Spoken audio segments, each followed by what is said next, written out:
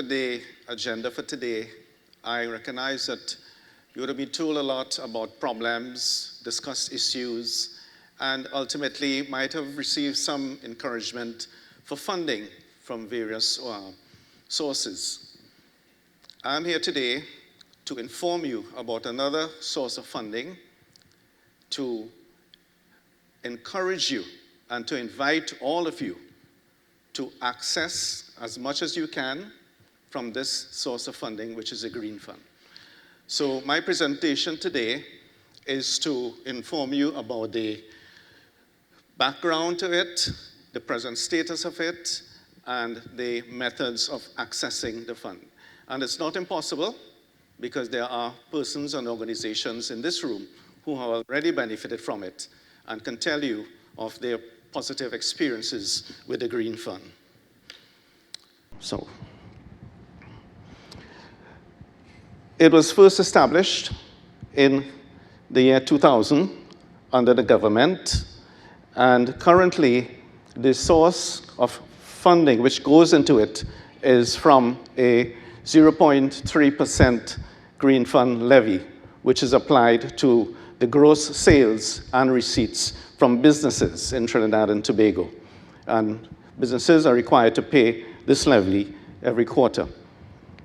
In terms of policy, we must always remember that it is a government fund, and therefore the government has based it on its own manifesto, the medium-term policy framework, the National Environment Policy, and other relevant conventions and agreements to which Trinidad and Tobago is a signature.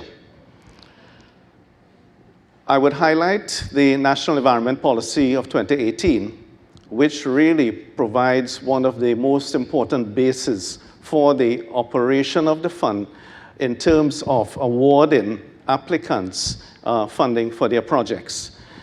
The policy itself has 6 priority areas which are listed here: protecting environmental and human health through pollution control, sustainably managing natural assets, improving the local environment, evolving a greener economy, fostering an environmentally responsible society, and addressing climate change and environmental and natural disasters. I'm sure that since morning you have been hearing any or all of these matters under discussion.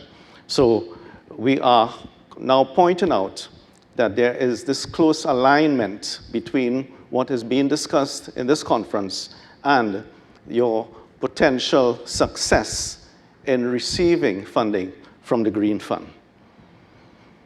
And what is it really?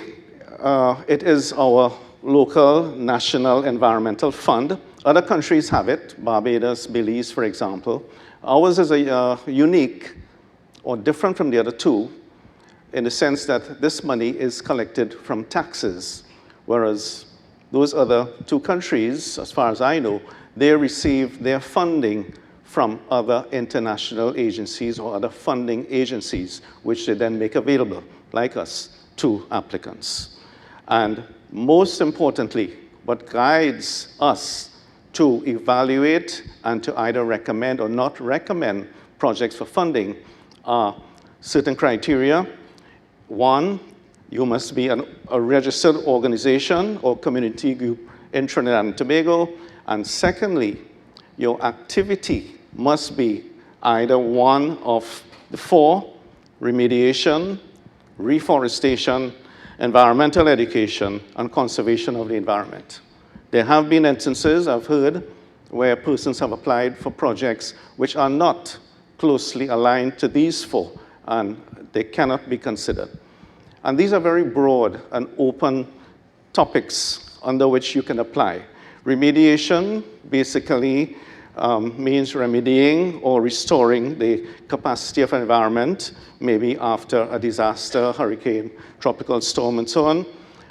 If there's loss of habitat or land restoration after quarrying, mining, and so on, you can qualify to do remedial work on that basis.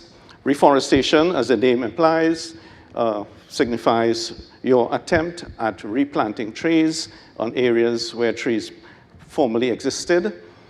Conservation of the environment is a very broad catch-all, and this is where you can make the most of it, take advantage of it, because when we talk about conservation of the environment as a qualifying criterion, it could mean any and everything. And there are certain examples that are given here, and I'll just mention them so that they would sink in a little bit so that you would know.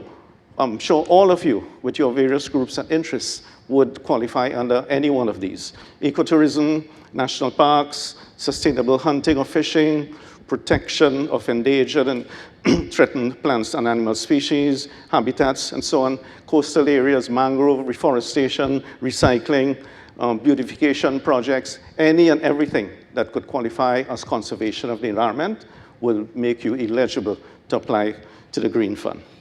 And who are the key stakeholders? The top one reflects what we think and what this conference reflects. The people are the key stakeholder. Two aspects, those who provide the funding and those who benefit from the funding. So when we talk about any of these environmental projects which are being funded by the Green Fund, let us remember that it's the people who benefit primarily. The environment also benefits equally. But the other items or names that are listed there also show that there is a flow within the government circle. The Ministry of Planning and Development is the ministry under which the Green Fund currently exists. It is not a permanent establishment. Whenever governments change or when ministries themselves have internal changes, the Green Fund could go from one place to the other. But this morning, you should have, I expect that the Minister of Planning and Development would have been here this morning to give an address. So we have both of us, and Kishan, who is also here, being a part of that ministry. I'll explain to you the role of the Ministry of Planning and the Ministry of Finance in another slide. Excuse me. So who can access the Green Fund? And this is another key eligibility criterion. So this states a body incorporated by statute other than the Companies Act, or a body incorporated as a non-profit company under the Companies Act. We'll describe what these are. But either one of those two must be engaged in any of the four areas previously mentioned. The non-government organizations, which is basically who I think a lot of this group represents, must be registered with the Ministry of Legal Affairs or the Tobago House of Assembly. And they also must be involved in the same four types of activities, either one of the four. Community groups, also important. It started really, Green Fund, as far as I know, historically, started by trying to enlist community groups to assist divisions like the Forestry Division and others in protecting the environment. They are still eligible. They have to be registered under the Ministry of Community Development. That's the current ministry designated for this purpose. And also, as we said before, engage in the four activities. I kept repeating it because we want you to stay or stick to those conditions. Excuse me again. So anyone satisfying those criteria is encouraged and invited to apply to the Green Fund. And the minister will have a role to play in it. The application needs to be accompanied by a number of criteria. And I think these are available on the website. So there's a whole list. I listed them here in case anybody subsequently wants to get a copy of this presentation and they could see for themselves. It's, some people have described it as tedious, but it is a requirement. It is a government-run facility. Therefore, it is imperative that you have to conform to the requirements in order to be able to access the funding. And how does it work? The application, there are two branches or units within the Green Fund system.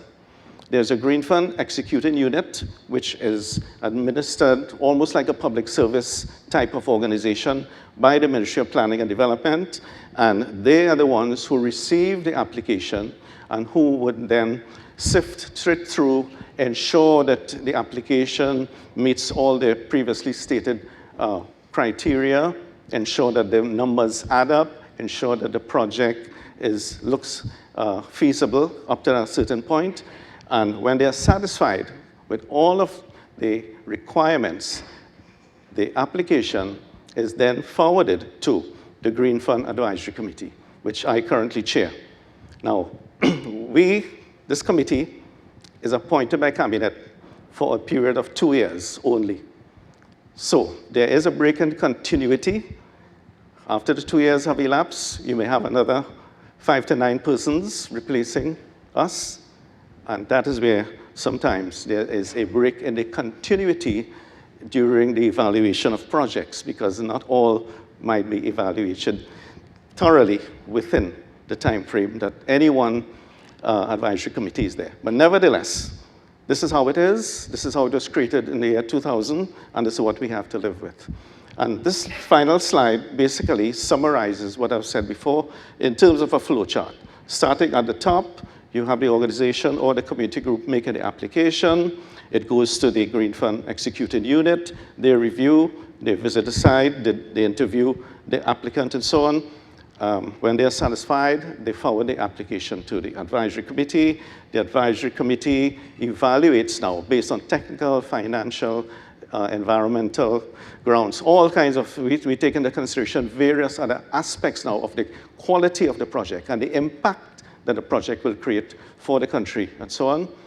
If we are satisfied, then we advise the Minister of Planning and Development, in this current case, for of certification. We advise that the project should be funded.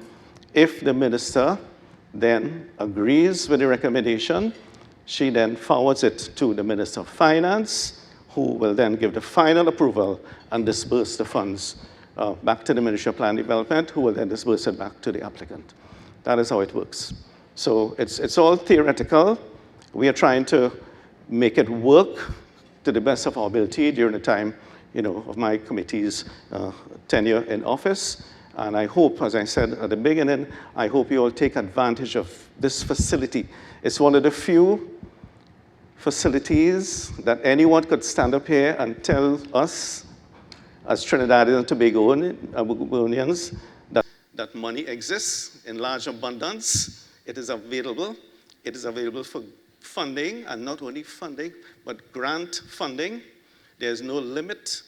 There is no cloistering of projects.